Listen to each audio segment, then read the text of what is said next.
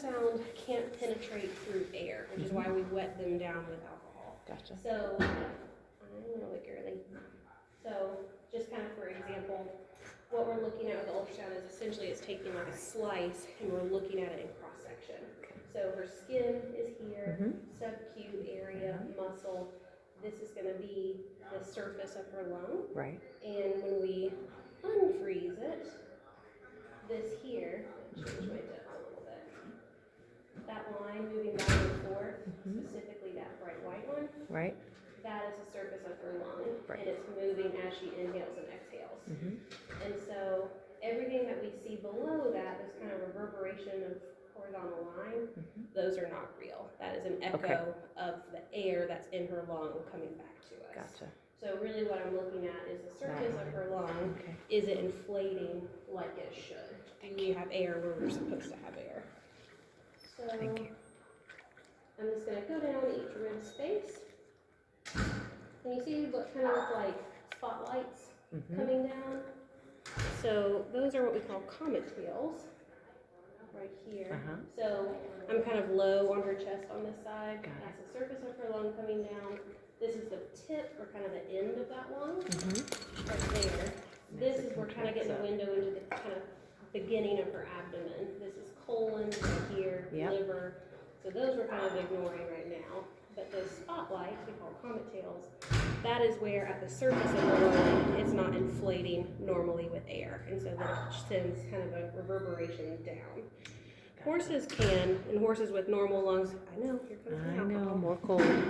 It's okay. That have normal lungs and no issues with breathing, they will sometimes have very mild comet tails down low. That can be normal. But hers are But- pretty long. Yeah, those, I would say those are a little bit more concentrated than kind of what I would expect. And if we were to have any consolidation, which is what we call it when the lung is not filling with air, we would see like more detailed tissue or the parenchyma of the lung, Okay. which so far we're not seeing, and that's a good thing. That helps, yeah.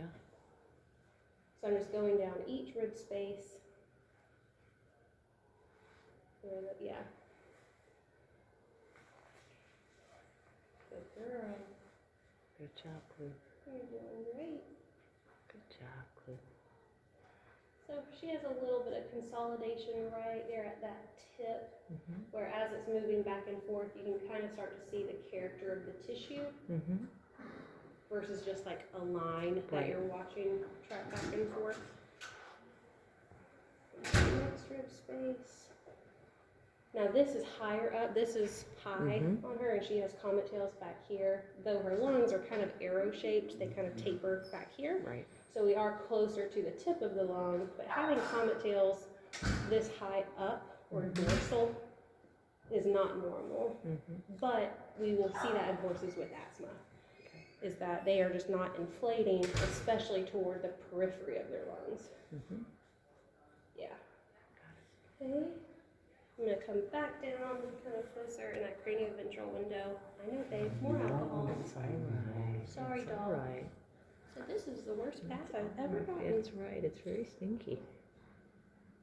It's all right. She's So- leaning on me. Typically, even if a horse has just a small amount of free pleural fluid, You would see. it would collect down low, kind of just go with gravity in her chest. And horses do have a mediastinum that separates the left and right side of their chest. It isn't a complete barrier because that mediastinum does have holes, for lack of a better word, in it, where your left and right side can communicate. But on this right side, I'm not seeing any free pleural fluid. Yeah. And no big pieces of consolidated lung tissue, which is great. Good. Good, good, good. Okay, other side.